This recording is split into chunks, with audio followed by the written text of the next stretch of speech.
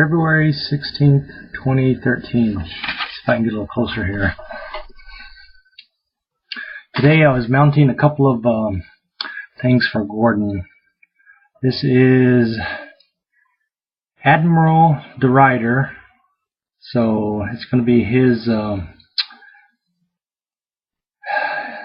think it's his first relative from way back. And I don't know if you can see close up, but I mounted stamps,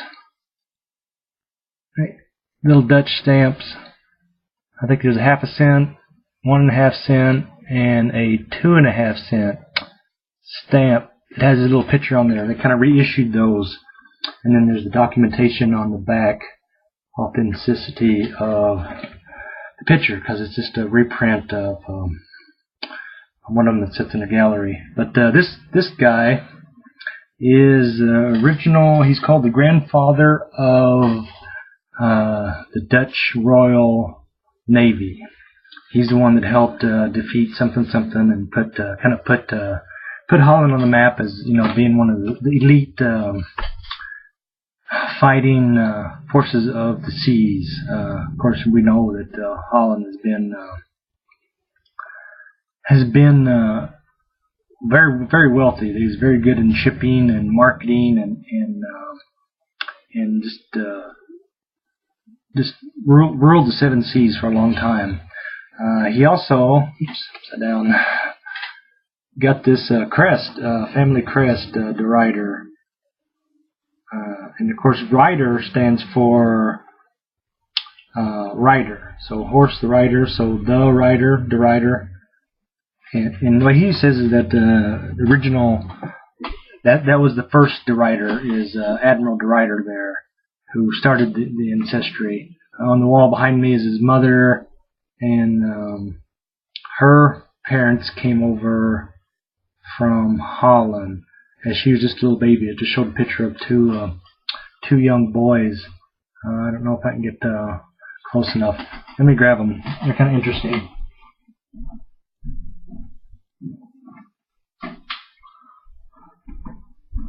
And then I'll have to rehang these babies. He went to go pick up Charles, so I'm trying to cut this. I had a meeting in the morning, so I'm trying to cut this short. So little baby is Gordon's mother. She had 2 older brothers, and then once they moved here, I think she was 13. She wasn't a baby when they moved here, but I think he said that she was 13 when she moved here, and she has 3 younger sisters. So there's a five kid family there. Now this one is of so it'll be his mother's grandfather, DeRuyter. And I don't know if you can see it, but he was in the Royal Navy too, because he had a little sailor cap there.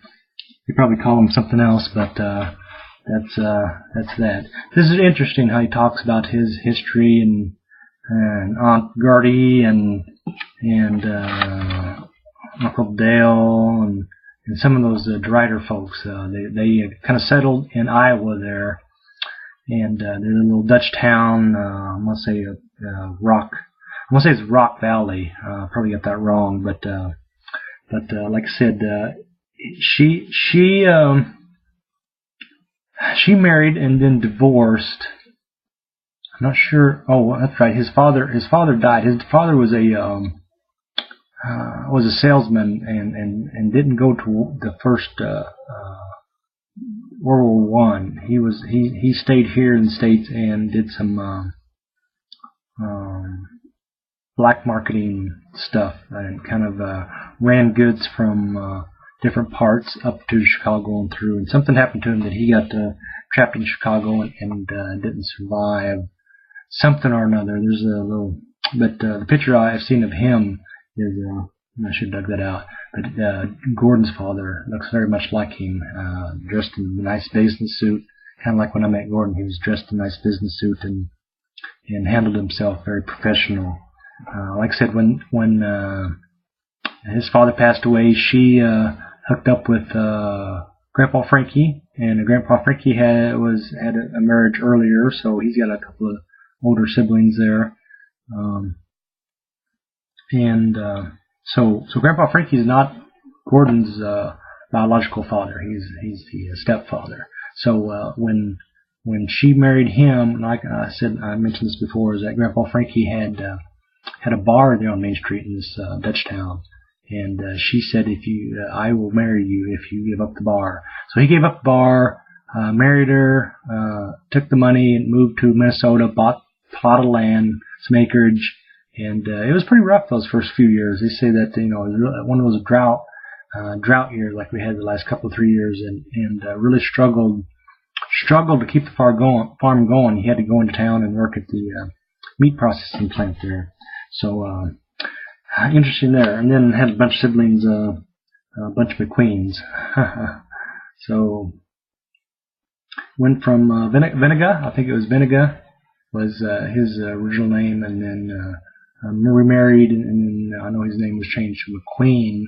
And then once he got to a certain point, then he just wanted to adopt a name for himself, and then took Jefferson because it was sounded very professional, and he really liked the way President Jefferson stood for a lot of things. I'm going to cut it short and leave you with this. This is a song from Rush. It's from their last CD. The name of the song Caravan. It talks about the sea, and sometimes you get a romantic feeling about the seven seas, and America was discovered, and just a lot of things. That was the new world order, was traveling the ships and finding new territories, and just like this country, New York was originally New Amsterdam.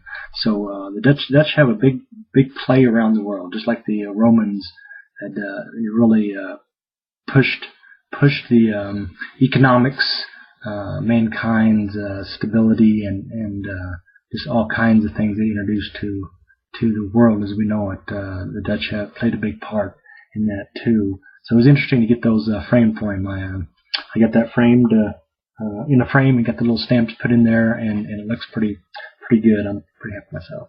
And I got my teeth. Oh, pretty smile. What can I say? But Rush, Caravan is almost like, oh, here we go. Selling around the world in 80 days. April 16th, 2016.